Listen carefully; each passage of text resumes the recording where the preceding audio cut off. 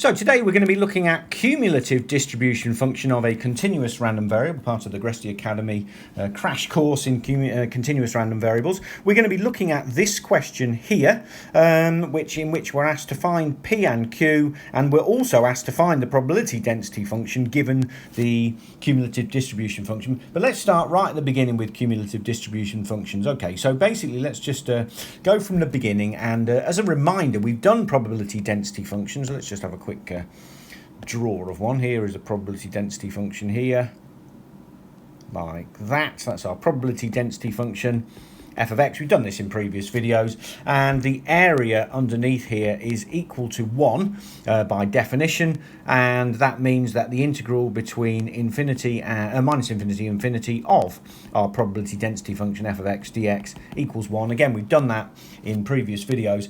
What we're looking at now is the cumulative distribution function, so let's have a look in another colour.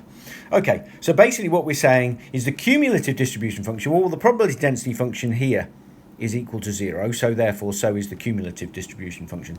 Let's just take, for example, this point here. Okay, well, basically the cumulative distribution function adds up the area here. And so basically that area there will be the cumulative distribution function. So our cumulative distribution function at this point will be about here. And let's say do another colour here, for example, and let's take this point here, so x2 for example. Well, then we will add up all of the blue bit as well, but the blue bit add all of the red bit, so the cumulative basically is just adding all of the area, so now the blue bit will be somewhere up here, and if we carry on we can see that it will carry on going up here, and then basically at this point here, when the probability density function is again 0, our cumulative distribution function will flatten at 1. Okay, so now if we go back into our black pen, we can look at a few. So basically this line here is the cumulative distribution function. F of x, as x approaches minus infinity, the limit as x approaches minus infinity of f of x is equal to 0, obviously because the further left we go, the less area there is to sum underneath the probability density function, and as we go right, so the limit as x approaches infinity of f of x, our cumulative distribution function, is equal to 1, because eventually our cumulative distribution function is going to include the entire area under the probability density function, which by definition is 1. So always the cumulative distribution function ends at 1, and it always starts at 0. It always has a positive gradient because obviously the area underneath the probability density function is always positive. Okay, so you can see a lot of similarities between the cumulative distribution function and cumulative frequency in more traditional earlier maths, which basically just sums up all of the frequencies. So more formally, the cumulative distribution function, so the cumulative distribution function more formally is equal to the probability that x is less than or equal to x, i.e. it sums up all of the areas left of that. So the probability that x is less than x2 is equal to the area under there, which is equal to that point, because that point there is the sum of all of those areas there. And also we can therefore say that fx, which is normally a capital F, is equal to the integral between minus infinity and x of f of t dt, where f of t is our probability density function there. And again, they're all saying the same things. Basically what we're doing is we're just cumulatively adding up all of the areas from the left. Okay, now one other thing is that basically as the cumulative distribution function is found by summing up all of the areas, we can flip between the cumulative distribution function and the probability density function by differentiating the cumulative distribution function to get the probability density function, and we will do that in part 2 of the question. Okay, so I'll tell you what, we've done the theory, let's go on to the question now. Here's the question again. This is the same question as before. Okay, so basically we have a continuous random variable. We have the cumulative distribution function f, capital F of x, is defined as this under these three areas: x less than 2, x between 2 and 4, and x greater than 4. As we've already said, f of x must be 0 for anything left of a certain point, and f of x, the cumulative distribution function f, capital F, must end up being 1. So we need to find P and Q, and then the second part is we find the probability density function. Okay, so let's go. Now we know that at x equals 2, big F of x, cumulative distribution function, is equal to 0, and we know that x equals 4, or just a tiny bit after 4, it equals 1. Therefore, we can get ourselves two simultaneous equations here, which is how we're going to find P and Q. So basically, what we're going to do is we're going to put 2 and 4 into here. So we know, using x to the P over 6 add Q, we're using that. That implies, right, at x equals 2, f of 2 is equal to 0, because it tells us that. Therefore, we have that 2 to the power of P, putting 2 into here for x, over 6, add Q, equals 0. And likewise, at x equals 4, the cumulative distribution function equals 1. So at x equals 4, we have that f of 4 is equal to 1, i.e. 4 to the P over 6, add Q, equals 0. So we have two unknowns, and we have two equations. So let's rewrite that one down here. That's basically 2 to the P add 6Q equals 0. So that's equation number 1. And equation number 2, this one, 4 to the P add 6Q. Sorry, that equals 1. My apologies. That equals 1. Very important. Sorry, it doesn't equal 0. Of course, f of 4, it equals 1. It tells us that it equals 1. So 4 to the P add 6Q equals 6.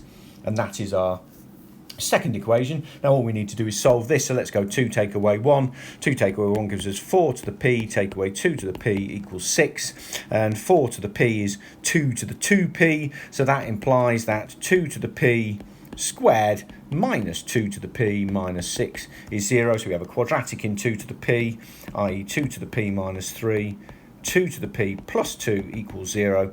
So therefore we have that 2 to the P equals 3, or 2 to the P equals minus 2. Well, there is no real solution to that one. So therefore we have 2 to the P equals 3. Taking logs to base 2, that gives us that P is equal to log to the base 2 of 3.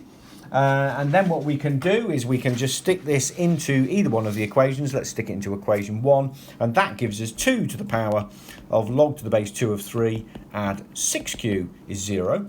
Well, 2 to the power of log to the base 2 of anything is just equal to the anything, so that equals 3. So 3 add 6q is 0, i.e. q is minus a half. So our answer to the first part is P is log to the base 2 of 3 and q is minus a half. So we have our first bit there. So now what we can do is we can just rewrite our cumulative distribution function is basically 0, x less than 2. We now know that it's x to the log to the base 2 of 3 over 6 minus a half for x between 2 and 4, and we know that it's 1 for x greater than 4. Now it has asked us in the second part of the equation here, second part of the question, find the probability density function f of x.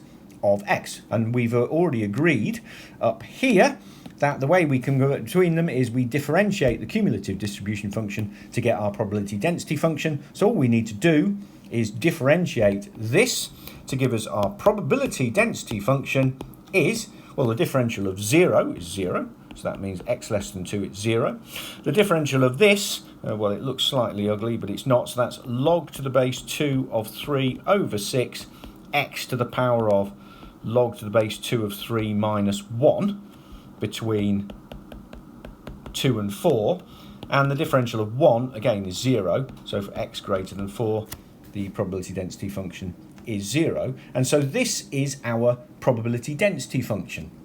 Okay, so we've actually finished the question, but I'll tell you what, as a check, why don't we just check that this probability density function, actually the area underneath it is 1. So let's check. So let's have a look at the integral between minus infinity and infinity. The probability density function f of x dx does actually equal 1. Okay, well, so basically let's do the integration there. Let's keep on. So basically we have that the integral between infinity and minus infinity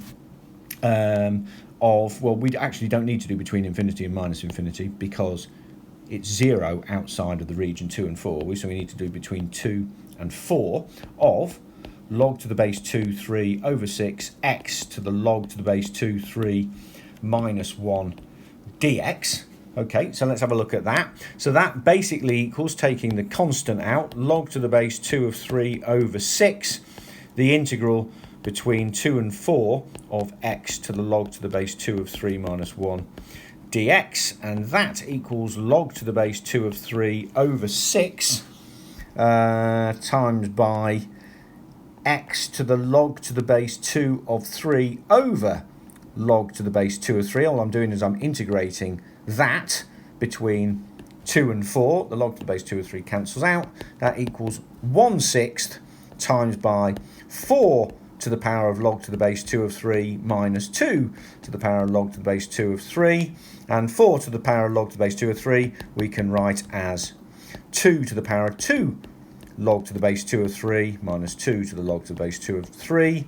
And that, we can move the 2 there. That's 3 squared. So it equals 1/6 2 to the power of log to the base 2 of 9, take away 2 to the power of log to the base 2 of 3. And we've already said that 2 to the power of log to the base 2 of anything is just the anything. So that equals 1/6 9 minus 3, which equals 1. And therefore we have shown, I mean, it had to be the case, but we have shown that our probability density function f of x, which we found by differentiating our cumulative distribution function, does indeed have an area underneath the curve of 1, and therefore it is a valid probability density function, as indeed it must have been. Okay, well, I hope you found this useful. If you have, please like this video and subscribe to the Gresty Academy YouTube channel. Thank you.